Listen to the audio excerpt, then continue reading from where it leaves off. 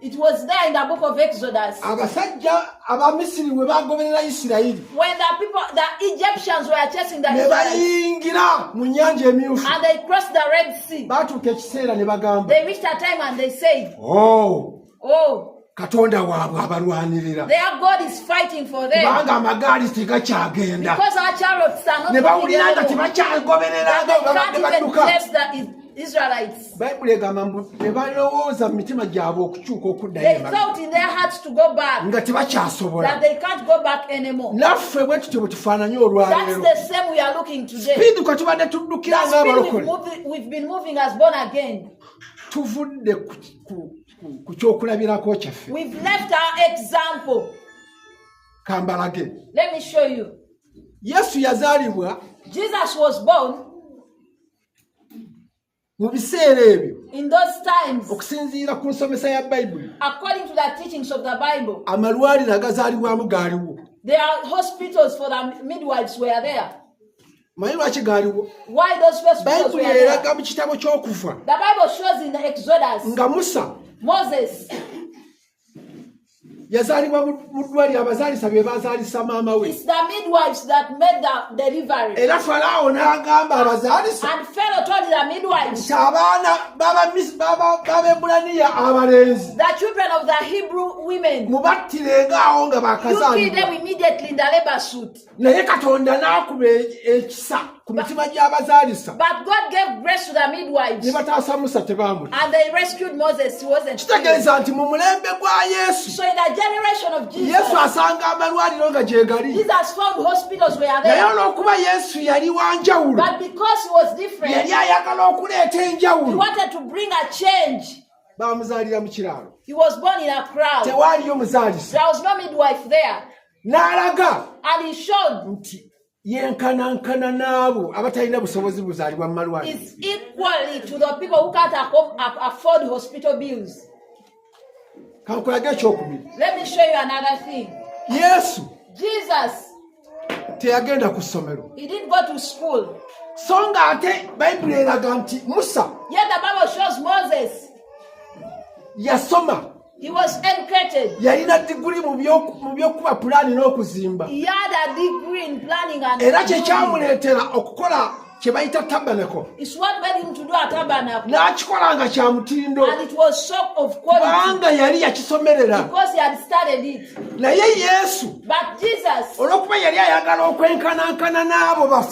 because he wanted to be like the failures, to be equal, he didn't go to school. The Bible shows us on 12 years he started going out from the parents. They could look for him and he was in other things. But listen to me. Another thing to look unto. Jesus was obedient to his parents. And the Bible shows he could go and do carpentry with his father.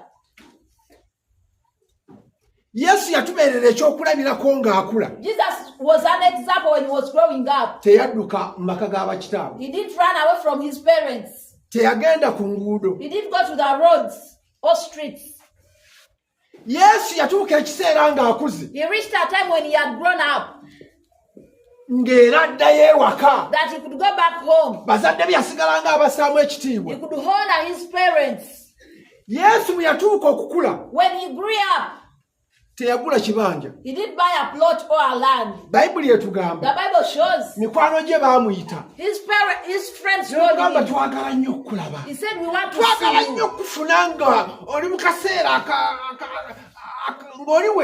We want to see you in a lonely place that we can have a conversation. Where do you reside? He said, are you seeing those birds? For them, they have houses where they sleep. But they don't have a house. Jesus showed is equally to the people who sleep on the streets. And that one made him to bring many that were despised, that were not honored in Israel, and they followed him. One day, he says this word. I know. But you are not seeking me for anything else. But you are seeking because of bread. Who are those people who wanted bread? Those who had food at home? Those who had bread in their stores? Those who lacked bread, they are the because he was there fit for them lunch and supper. Jesus, he was on the level of people who were mean, and many people came to him to come to him. Praise God. One day, Luke 13:24. Yesu yacyankaranya service. Jesus disorganized the service. Okumanya yali musajja wangeri. Because he was a man of different ways. Bino byagedde okubasiigira ekifaananyi. I wanted to shed for you a picture of what Hebrew has said. Agambye nti mumutunuulire ono. Look unto him.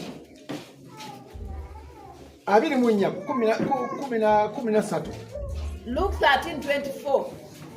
Luka 13:24.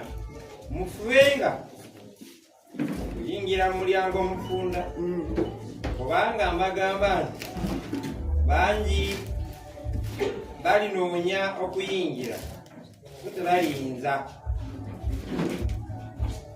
Nannyini ennyumba bwalimala golokoka neyanziza mbadde njagala osomera 13:14.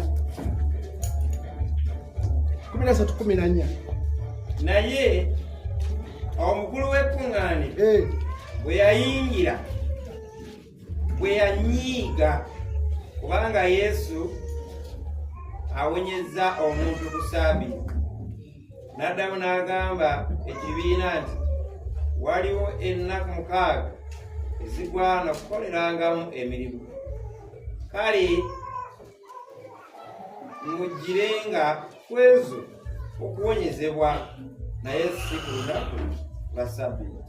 Yesu bwe yayingira mu kanisa. When Jesus entered the synagogue, yakola ekintu kye batakolera mu kanisa. He did a thing that is against the church laws. Yaleeta clinic mu church. He brought the clinic in the church. N'ajjanjaba omulwadde yali yeebaka mu nsonda wali. And healed someone who was sick in the church. Babasitulanga ne babaleeta. They could bring them in the church. And they put them in a corner. When Jesus entered, he said, I have something to do here.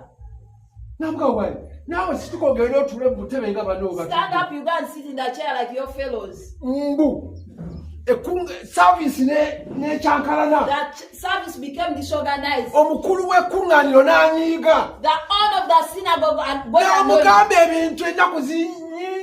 have very many days. This is not a day you should do such a thing. Yesu yakiyakola ekintu ekifaanana bwe kityo. Jesus do such a thing. Yayagala okulaga. He wanted to show nti mwabatudde mu kkuŋŋaaniro. That you have seated in the synagogue. Ebyambalo ebinekaaneka. Those ones in good garments. Kino gwe mulimu gwamusaanidde okusooka okukola. This is the work you should do first. Tulyoke tunyumirwe service. That we can enjoy the service. Tutuula mu ttebe ttendere ligenda mu maaso. We can't sit in the church when we have someone who is in pain. Era yatuuka n'agattako n'agamba mwenna abali wano mulimba. And said everyone is here, you are liars. Ayinza kuva waka. There's no one can come from his n'aleka embuzi ye oba ente ye. And leave his ox. Ng'egudde mu kinnya. When it's in the pit. N'ajja n'anyumirwa service. And come and enjoy the service. Mulindeko tusooke tutaase muganda waffe. Let's first rescue our brother. Omuzukulu wa Ibulayimu. The brother of Abraham. Who is in pain. Atereere.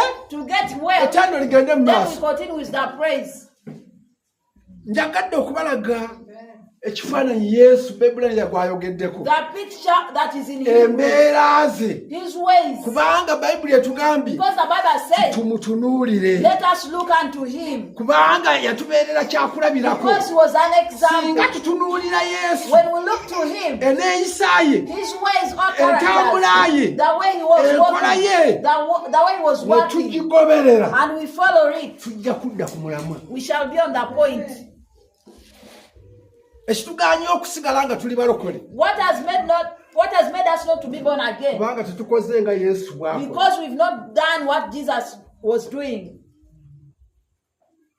When you do according to your wishes, you are not the follower of Jesus. It's Jesus who said this proverb.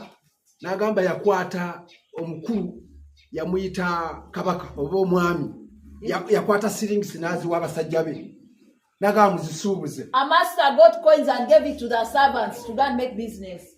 One, nazitereka, he hid it. nagenda Another one, nazisuubuza, went and made profits out of them. nagamba wa sina kyakukola. I said, I have nothing to do. Naluguddemu sina kyakukola. I've already taken it. I can't do anything. Naye tebwali busa.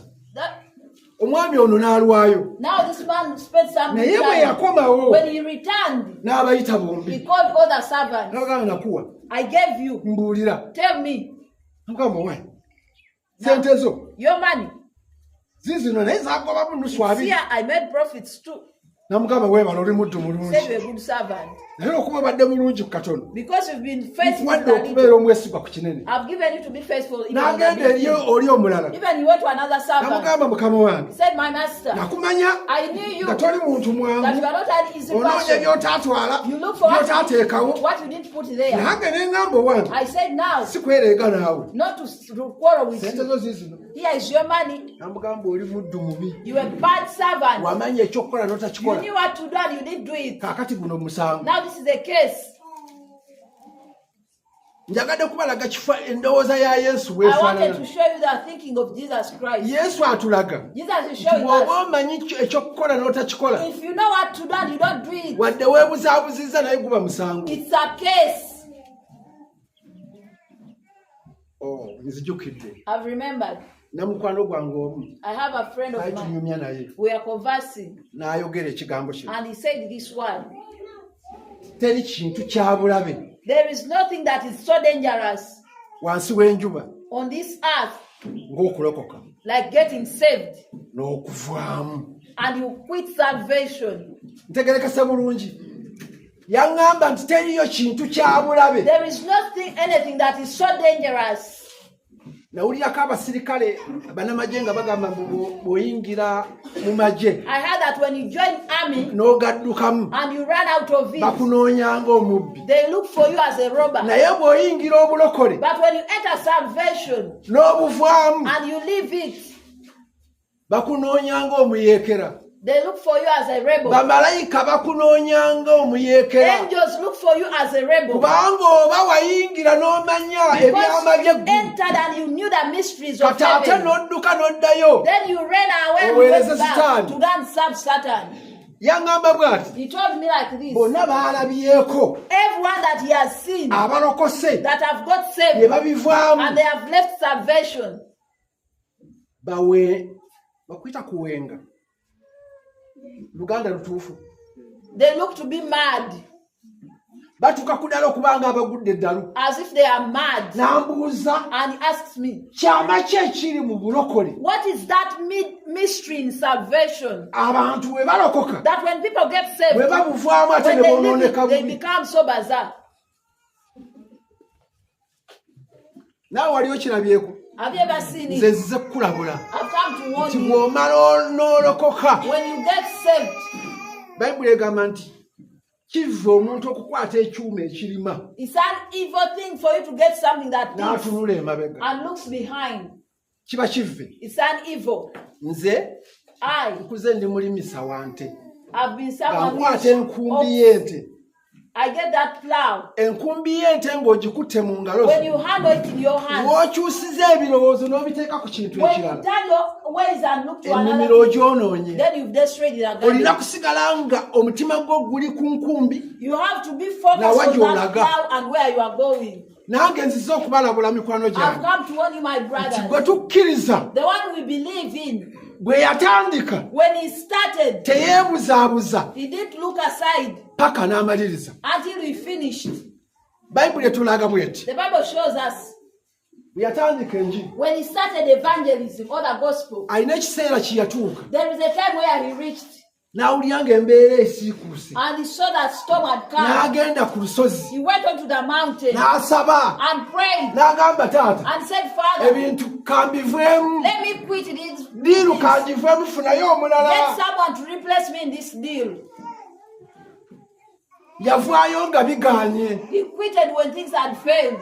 N'agamba owange. He said, kati kyoyagala kikolebwe. let your will be done.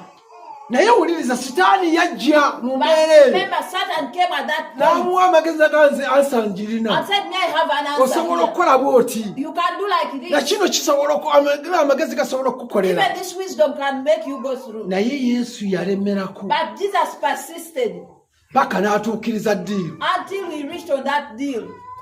N'amaliriza n'afa. He ended and he died.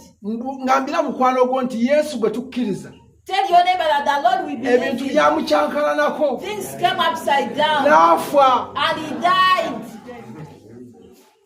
Naye But wadde yakimanya nga agenda kufa. though he knew that he's going to die, Teyakivaamu. he did quit.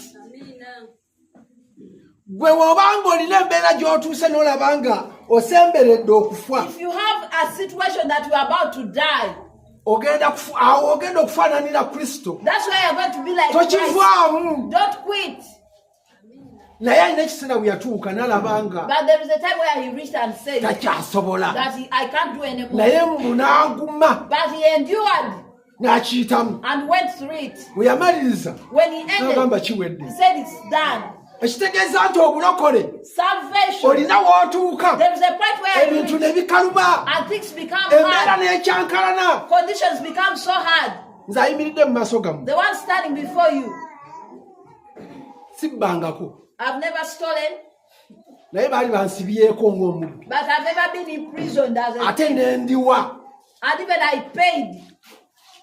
naye nga ndi mulokole But I'm a born nga again. ndi musumba. I'm a pastor. Era ulayingira mu kkomera ne neekalakaasizaayo When I entered the prison, ne I strike. bamubuuza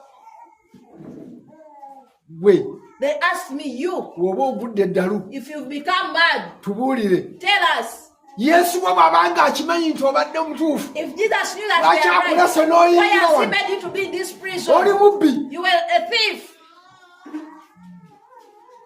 Omutima gwange ne gutandika okwebuuliza eyo ddala kituufu. I started asking myself, in my Yesu heart, tanjagala. is it that Jesus doesn't love me? Wali owuliddeko enjiri ekugamba Have you ever heard of the gospel n'omala that says osenga Yesu that when you come to nga byonna Christ, biwedde. everything Wali is done? ogiwuliddeko. Have you ever heard that Nze nziza gospel? okubabuulira Yesu I've come to tell you Christ, bwe baali bakubye ku mbooko the one who has n'akaaba. ever been striped and Nziza cried. okubabuulira Yesu I've come to tell you eyali Christ, alumiddwa ku njala ne yeegomba okulya who amayinja. had become hungry and Nziza desired to eat okubabuulira stones. Yesu I've come to tell you nga yali Christ, abuliddwako emmere that he has ever n'asanga had food abayigirizwa be and made his n'ababuuza disciples and told mulina waako them, you okulya. have something to eat. Nziza okubabuulira I've Yesu come to tell you Christ, eyali yabandiddwa ku musolo nga sente zisasula omusolo tazirina. that he can't pay even Naye that tax. n'ayirira mukwano ga Peetero n'agamba dduka omanye okuvuba genda oyiye akasente. Don't look for the money. Nziza okubabuulira Yesu I've come to tell you eyali yeetaazeeko mu has bulamu ever been in need naye in nga mwana wa life Katonda. and is a son of God. Wulira y'ayogera n'agamba As one who says, ekibeeredde ku if nze. he has been on me, Naye ate mmwe what about you? kati gwe bw'oba omanyi If you nti know, bwe nalokoka when I got saved, ntandise eggulu ery'oku nsi I've started the heaven on the earth. kankutemyeko. Let me tell you, Bayibuli etugambye the Bible has told us ddamu okasome nti nga bwe tulina olufulume lw'abajulirwa abangi as olutwetoolodde we have a great tutambulenga number of n'okugumiikiriza let us have, but nga tutunuulidde Yesu yekka looking unto Christ him alone ng'omutandisi as the era founder omukomekereza w'okukkiriza and the kwaffe. perfecter of our faith. Okugumiikiriza kuyingirira muwe. Where do we have that patience? Bwembanga emmere njirina If I have food, mu akawunti ebintu birungi, manage on account, abaana basoma, children are going to school, buli kimu kitambula bulungi, everything is moving on well. kiki ekinneetaagisa okuguma? What is making me to endure? Aneeraliikirira ki? What am I worried of? Ekyeraliikiriza omwana w'omuntu What worries the human waliwo being? ebitatambula bulungi. There are things that are not moving well. Naye bannange ndeese enjiri embi But I've brought a bad egenda gospel okugoba abantu mu kkanisa. that is this chasing Musumba people. bannange ensaasira. Pastor, forgive me. Ddamu. Ebbulaniya 12. Hebrews 12. kale naffe bwe tulina olufu lw'abajulirwa olw'enkana awo lutwetoolodde twambulenga buli ekizitowa n'ekibi ekyegatta naffe tuddukanenga n'okugumiikiriza okuwakana okuteekeddwa mu maaso gaffe. Soka okwatiireko awo katono. Tulina kutambula na kukola ki? Na kugumiikiriza. We should walk with endurance. Bebulani atugambye nti waliwo okuwakana. There is that struggling. Okuli wakati waffe. That is in between us. Naye twetaaga okukituukako. We have to reach on to it. Nga tukoze kino wammanga. When we've done this. Nga tweggyeko ekibi. When we take away sin. N'ekizitowa. And everything that of weight. Ekintu ekizitowa. Something that is heavy. Obwongo bwange nkulidde nnyo ku nnyanja. I've grown up on a lake shore. When you are walking on waters, if there is a great wind that comes upon the water that is stripping the boat, one thing to do first, the sack of sugar, the sack of posho, you put it in the water. Why? Because what you want to reach when you are alive, what you bought, let them fall in the water. Do you have businessmen here? You want to go and reach because the riches you have is you made it. And when you reach, you do it. Purchase this one that are not going to hinder you for you not to reach.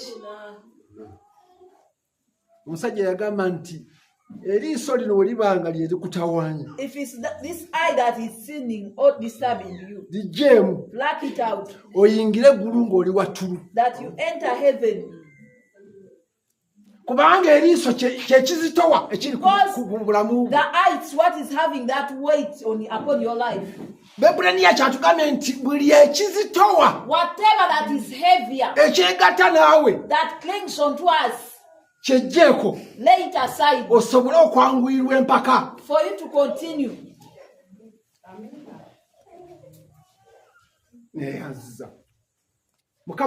Praise God. We have struggles that are in between us. I told you at first, because we started well, when we are running well, we brought even our neighbors to desire us, and they came and copped us. But listen to me. Now for us, we should not say that we are well. If you feel that you are still on slippery road, we finished that moment. Now, those ones copying. Now they are even going higher than you. It means wake up and run like you started.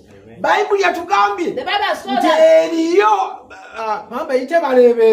they are. We have witnesses that report us every time. That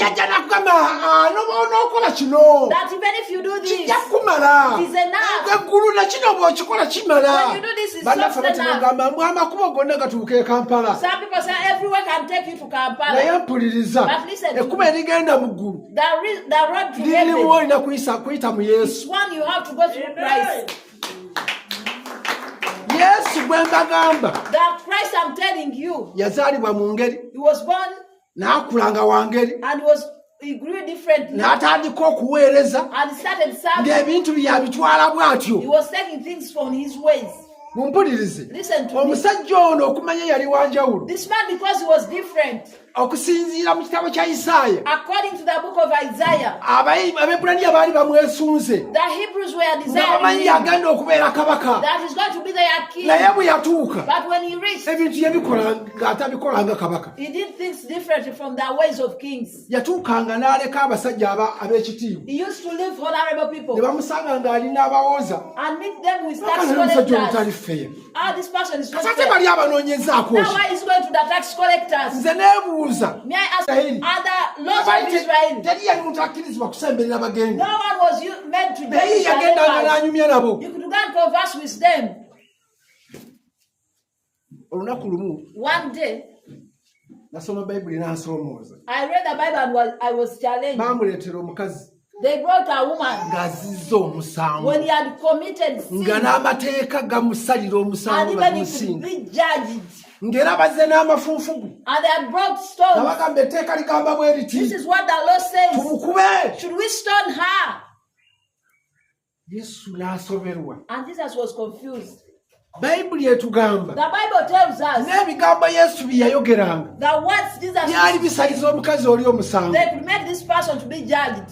Naye omukazi But the bwe woman, yatuuka mu maaso ga Yesu. when he reached before Christ, Yesu n'amusaasira. and Jesus felt mercy upon her N'agamba ono mutaasizza atya. and said, how can I rescue Bayibuli this egamba person? mbu n'amagamaga. He looked around, N'atunula eno n'atunula he eri. looked side by side, Ebigambo ne bimugwako. and he laughed once, N'akutama wansi. and he knelt N'abanga down, alonda as akayinja. if was speaking a N'agamba song, oba and he said, obanzire mu ki. Now what should Nga I baga do? nekyayogera naye kimusinga. and he was like, I can't be even judged. Naye n'afuna amagezi. But he got wisdom N'ababuuza. and asked, Mwabakuta amayinja. you have been stones. Atakolangako. Anyone who has never Kyenkanankana done na this, mukazi oyo kyakoze. according to what this Yabasooka woman has okumukuba done, ejjinja. you stone this woman. N'abavaako n'addayo wansi. And he went down. Agenda okukomawo. By the time he came up, Omukazi asigadde yekka. the woman was alone N'amubuuza. and asked, Abadde baagala okukuba amayinja baliwo. where are those people who wanted to stone me? Simanyi. I don't know. Amukyukira n'abugamba. And looked unto her. Owonye. You have survived. Owonye. You've survived. Toddangayo. Never go back. Olabye ekibala kigenda okutuuka. Have you seen what had going to happen? Tokiddangamu. Never do that again.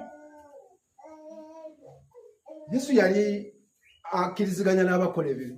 Was Jesus in the same way with those ones who are committing sin? Ayogera n'agamba nti talina ssanyu. He doesn't have joy Yasanyukira kufa kwa mubi.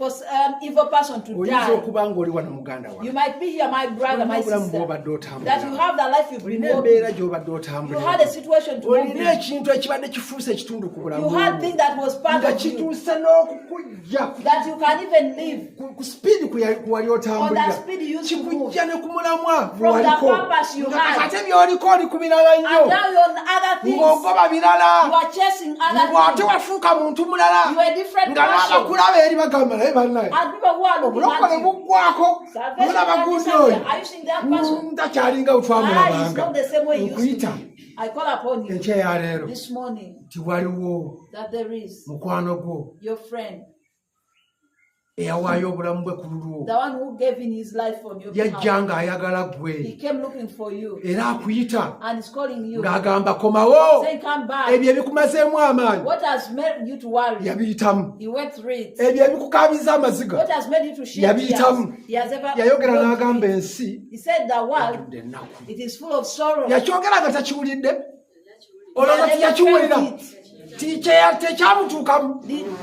Had he not gone through it? Nkwegayiridde. I beseech you, Obuziga bw'okaaba the tears that you are shedding, twabukaabakaaba dda. we've ever cried about Si it. gwe osoose You are not the first person to kugamba nti cry. guma I say be ddamu strong, amaanyi. be encouraged. Wali w'ogenda Where you are waliwo going, ebirungi okusinga there leero are good by'olaba. things you have Ebyo bibakusuubiza ddewo. Komawo come back weekwate ku Yesu and cling on to Christ. munzikirize Allow me, olw'obudde. because of time. Mukama abankolere bulungi. May the Lord be with you. Kitiibwa kivuge Katonda. The glory be back to God.